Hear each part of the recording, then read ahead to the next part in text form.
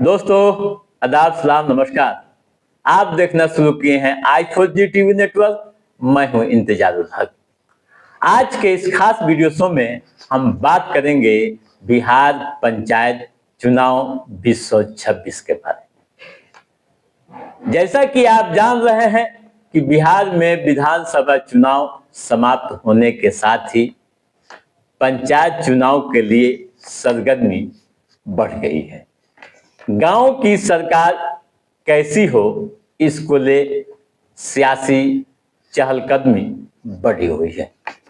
आज के इस एपिसोड में हम आपको बताने जा रहे हैं कि मुखिया समेत अन्य पदों के लिए किस तरह की योग्यताएं होनी चाहिए, क्या कहता है नियम। खासकर 2 से अधिक संतान वाले पिता चुनाव लड़ेंगे या नहीं, इसको लेकर कई तरह की चर्चाएं हो रही है। हम टू द पॉइंट आपको बताने जा रहे हैं। आप ध्यान से सुनिएगा, समझिएगा और इस मामले में आप क्या समझ रखते हैं, आप अपना सुझाव भी कमेंट बॉक्स में जरूर दीजिएगा। दोस्तों, बिहार में 8,387 पंचायतों में चुनाव होना है। बिहार में पंचायत चुनाव को लेकर उम्मीदवारों की योग्यता व पात्रता काफी सख्त मानी जाती है। मुखिया पद के लिए न्यूनतम आयु, शैक्षणिक योग्यता और सबसे महत्वपूर्ण संतान संबंधी नियम जानना आवश्यक है। क्या 2 से अधिक बच्चों वाले पिता या माता चुनाव लड़ पाएंगे?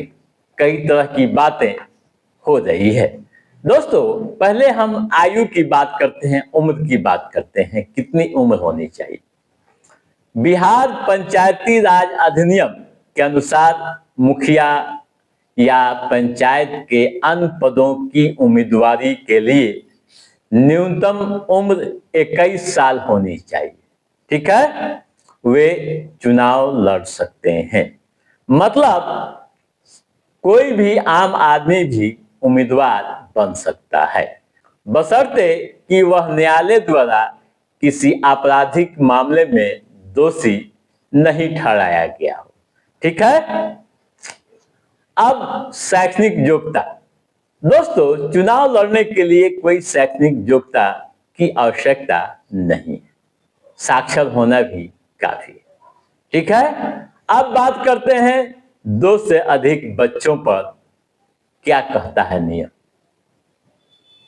दोस्तों, बिहार पंचायत चुनाव में उम्मीदवारों की पात्रता का सबसे महत्वपूर्ण व विवादास्पद नियम संतान की संख्या से जुड़ा हुआ है।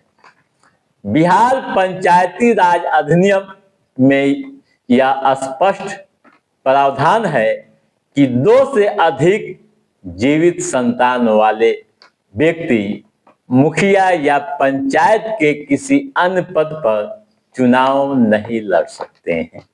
ठीक है। लेकिन यह नियम साल 2006 के बाद लागू हुआ था।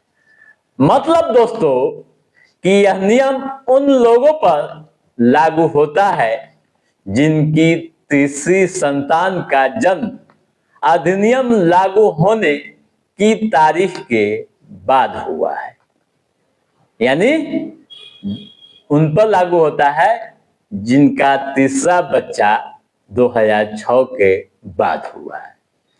अगर किसी व्यक्ति को साल 2006 में अधिनियम लागू होने से पहले ही 2 से अधिक बच्चे हैं या थे, वे चुनाव लड़ सकते हैं।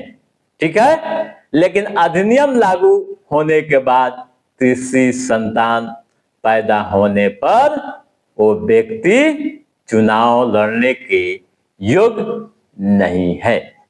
ठीक है दोस्तों, तो आप समझ गए होंगे तमाम तरह की बातें कि क्या कहता है नियम, क्या होनी चाहिए उम्र की सीमा।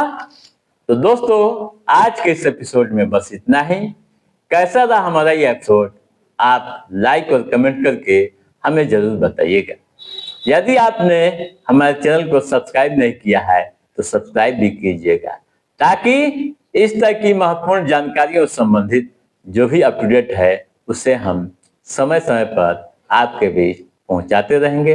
तब तक आप अपने दोस्त को दीजिए इजाजत। नमस्कार।